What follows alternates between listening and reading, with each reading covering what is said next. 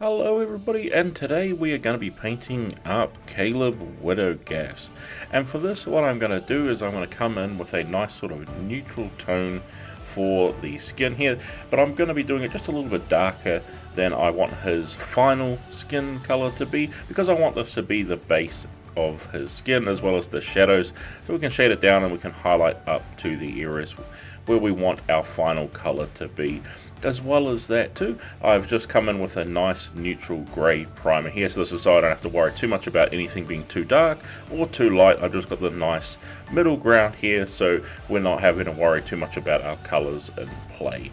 And as well as that too, of course, I want to pick out the hands where he has his gloves sculpted onto the miniature.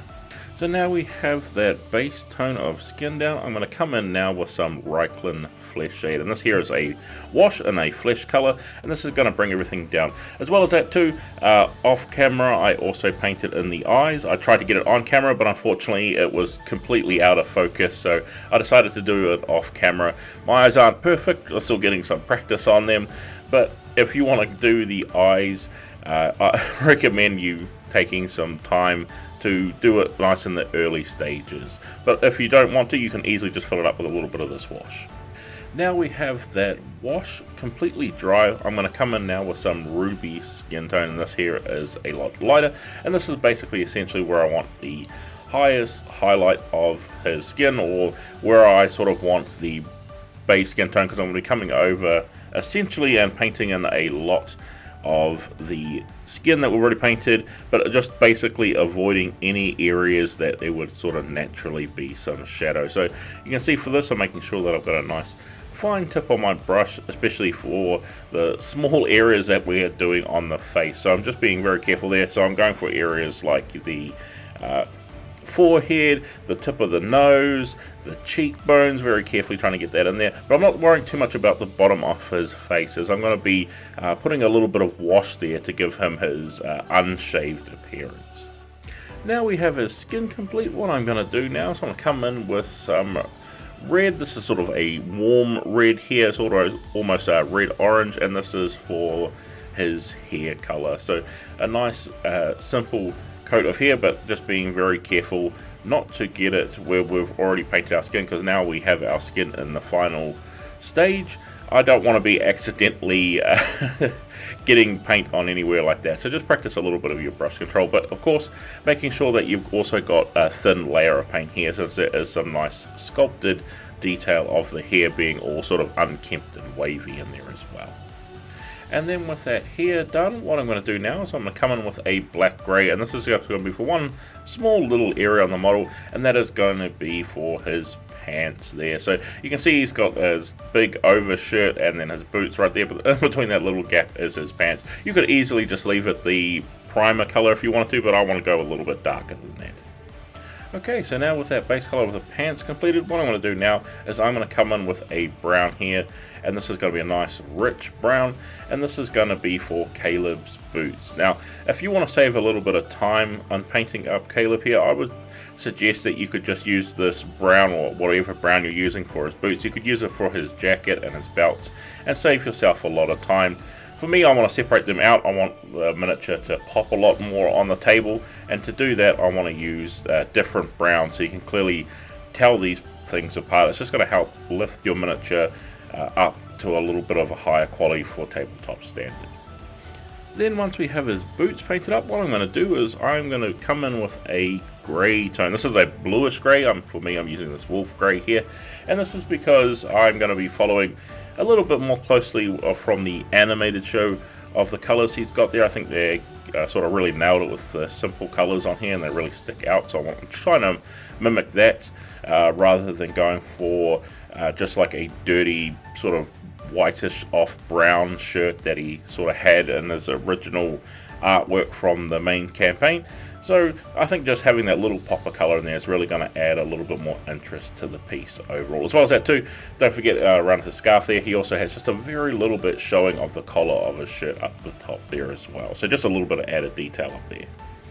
Now that we have that shirt complete, what I'm going to do is I'm going to come in with pale sand, and this is a sort of off-white yellow color, and I'm going to be using this for the wraps around Caleb's arm just to give it some visual interest. And as well as you can see there, I also painted in the belts across Caleb's chest, and this was done with the exact same color I used with the boots here. I just felt that it would be a little bit more cohesive if I did them both the same color. So just nice and easy for the belt there. Totally up to you. You could also go with a black. Anything is great here, but for this part here, we're just making sure that we're getting a very small gap in the arm bandages, because he also has little gloves on him as well. So we want to make sure that we leave a little bit of room for color there so we can paint Caleb's gloves on. Okay, so now with that complete, what I'm doing is coming in with fur brown, and this is a reddish brown, and this is going to be the main color of Caleb here. I've tried to match it sort of as close as I could with the paints I had available to me with a show version of Caleb. In fact, I think I might have just made it a little bit more red, but I just wanted to stand it out that little bit more, so that's why I've gone with the nice fur brown here. It's a good mixture of a warm reddish brown, and I think it's really super eye-catching for his big cloak. As well as that too, I missed out the part where I painted the gloves, but you can see there I've just put in a very small layer of paint where we missed out the purposely intentioned part that we wanted to leave out when we were doing the bandages and just picking out the gloves here. Now, by all means, you could easily come in and do the entire things as all arm bandages, but just adding a little bit of visual interest to the piece, putting in those gloves, I think really elevates it a lot.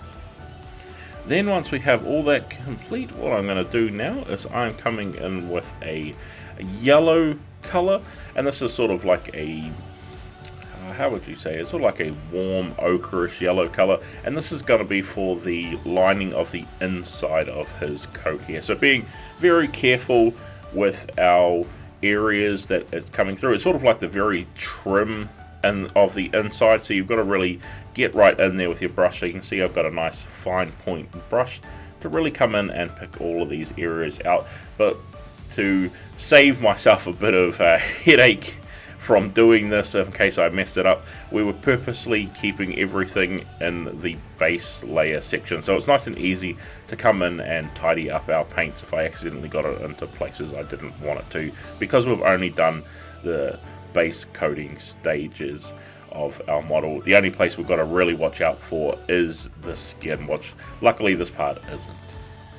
Then once we have that inner lining trim all painted up, now I'm coming in with an even lighter blue grey. This is a little bit more towards the grey side than the blue with his undershirt, and this is going to be for the scarf that Caleb has around him, this nice tattered scarf that's really sculpted into detail, being really rough and ragged, and I think it's a nice visual piece to stick out for as well here. So you could easily go with a off-white like I done here with the wrappings around his arm. I didn't want it to compete with the exact same color, so that's why I've gone with our off bluish grey color, but a little bit more towards the grey rather than the chest that he has for his shirt.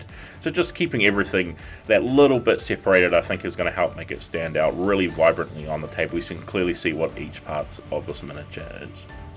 Okay, so now with all that completed, what I'm going to do now is come in with some bright orange, and this is going to be for painting up Frumpkin, which is his familiar cat that he has here as well. So giving a nice overall coating here. This is probably going to take you a few layers because orange is sort of like a notoriously thin color that is quite hard to give a nice one even coat. This paint's pretty good, but I'm definitely going to need to go over with a couple of coats to get a nice even coverage. And of course it is really hardly sculpted up against Caleb himself here, so you're probably going to be like me, spilling over your paint on here as well and painting up little parts of the boots and parts of the jacket, trying to paint Frumpkin all properly.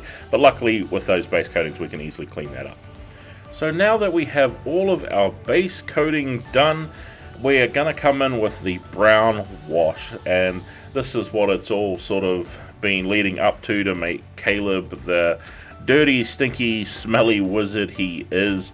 And this is why I wanted to wait for this point here to do this, because I wanted to tie all of the painting we have done up so far all together in with this brown wash. Now you could easily separate out a few of these colours here with a couple of different washes, but because he's notoriously known as the smelly, stinky wizard, and he's sort of like a homeless man on the street is what he's sort of supposed to give off as his aesthetics, we want to show that with a really heavy brown wash. So I'm not worried too much if it's going to be pooling in certain places. In fact, it's probably a little bit better if it does, because it's going to look like muck stains all over him and just look like a little bit of a mess. As well as that too, I'm also going to be just putting a little bit of brown on his hair as well too, to dirty that up and just bring that color down just a little bit. So go to town on here. The only place, of course, you want to avoid is the skin, because we already have that completed. So just sort of go nuts with it. It's up to you how sort of crazy and wild you want to go with the wash.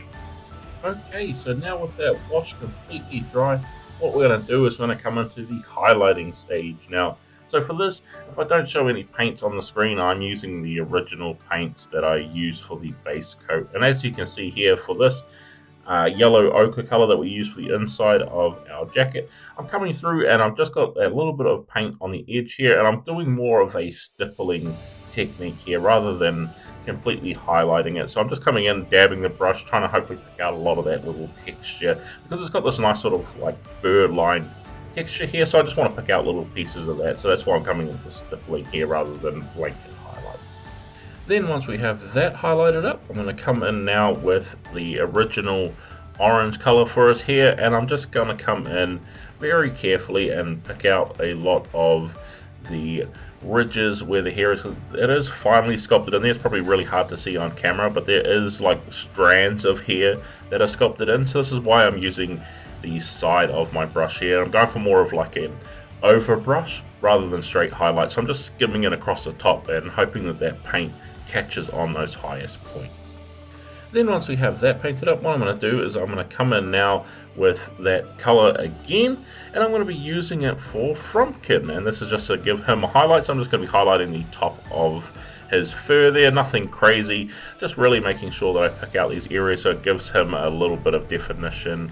And I want to keep all that dark color for his underbelly. I know it's probably not exactly right to Frumpkin's color, but he's very small and very hard to paint right up against Caleb, so I want to go with just some nice impactful colors on here.